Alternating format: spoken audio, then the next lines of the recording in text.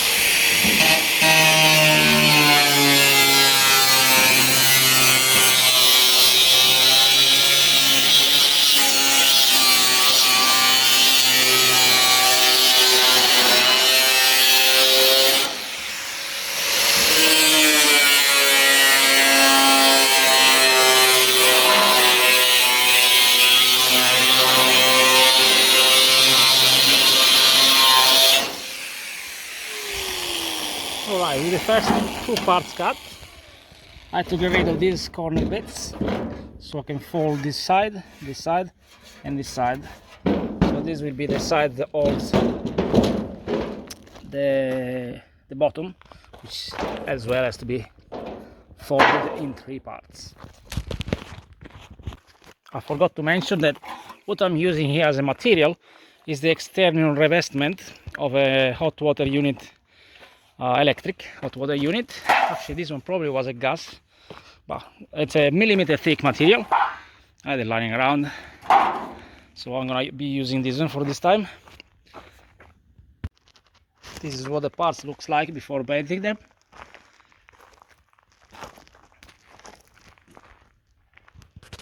And now to the bending side. For the first and second bend, this one and this one, I'm gonna use this same system and a mallet.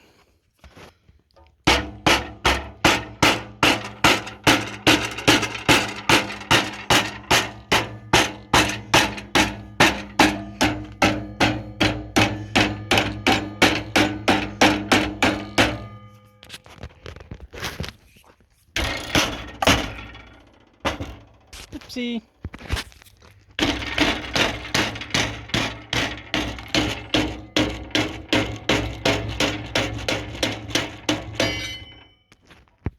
For this last bend, I've clamped together a piece of timber and a piece of metal to the sides that I want to be bended. And now I push it against it. With one end, it's a bit hard to make it. Push it against it. Let's try again, push it against it and make the bend.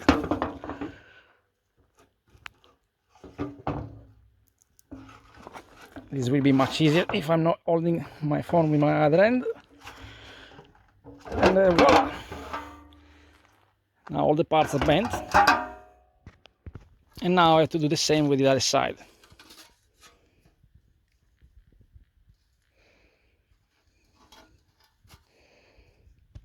For the bottom bit, I mark the center bit of each piece. These are the sides once I bend. And I'm gonna mark the side, the inside of each side. And that's where the bend of the bottom is gonna be. Here.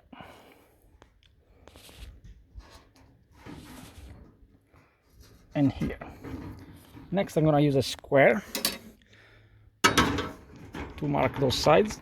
Now with the sides marked, it's time to bend the bottom parts. But before I do that, I am going to make some structure on the other side of this one. I'm gonna bend this probably a half an inch, roughly. I'm gonna bend it to make some structural reinforcements on both sides.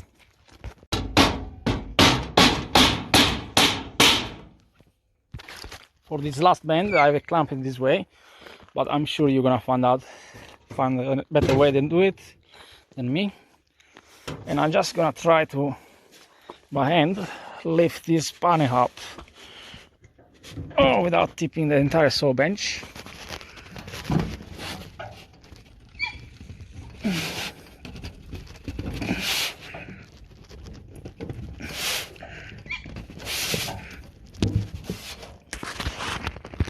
When it's all bent, it should look like this.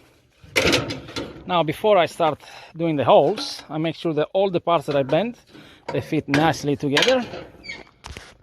And now that I know that all the parts fit nicely together, I can proceed drilling the holes for the rivets.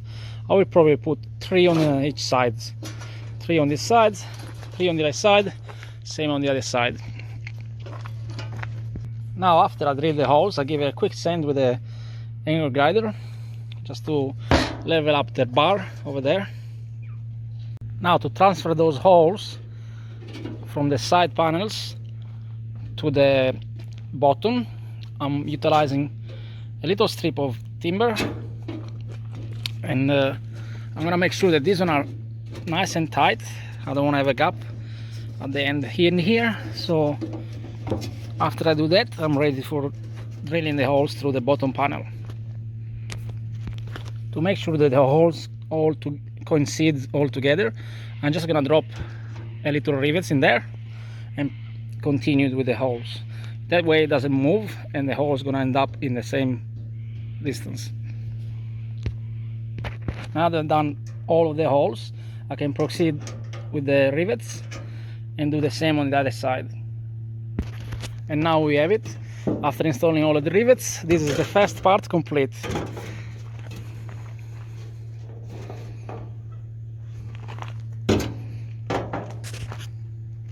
We have completed the first part. We can go ahead and mount the top of it. I already done this part last night. I forgot to record it. I'm also made some hinges. Very simple construction. Using the same material. It's I think a millimeter thick, so it's very easy to bend around the little pop rivets end to make some hinges. So this is the lid. Now the only part that remains to do is take some measurements. I made up this cutting from the same metal. I'm gonna take some measurements, drill the holes for the stand to be attached like this. I'm gonna use a mushroom screw to hold the mechanism up like this. So when the chicken stands on the stand moves down. It acts like a lever, which it moves up the lid, opening the lid and leaving the food for the chickens. Now, let's take some measurements and do this part here.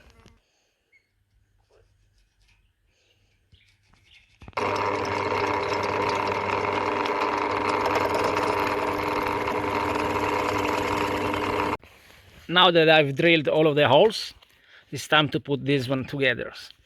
But first, I'm gonna give you some measurements of these bars. The length of this one is 310, and I made a bigger hole for the mushroom bolt. And this bigger hole is 190 millimeter from this side here.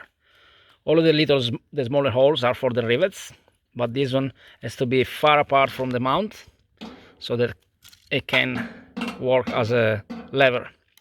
Also, the hole for the bottom, I made it at 20 millimeter from the front and 70 millimeter from the bottom. Now, with those rivets on place, it's time to play a little bit to loosen those grip a little bit on each side of the bars. Do this for a little bit until you feel it that there is not much tension. When it falls by itself, it should be enough. I'm gonna use some Loctite, some thread locker, so those nuts inside don't come loose. Just a little drop is enough.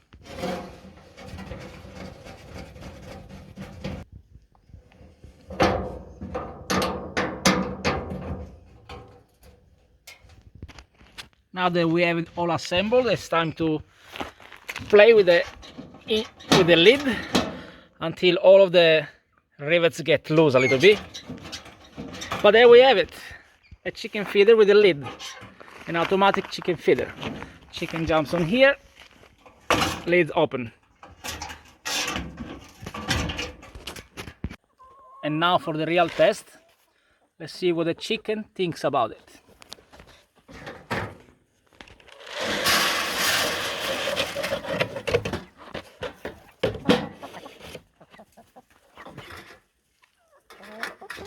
Straight onto it.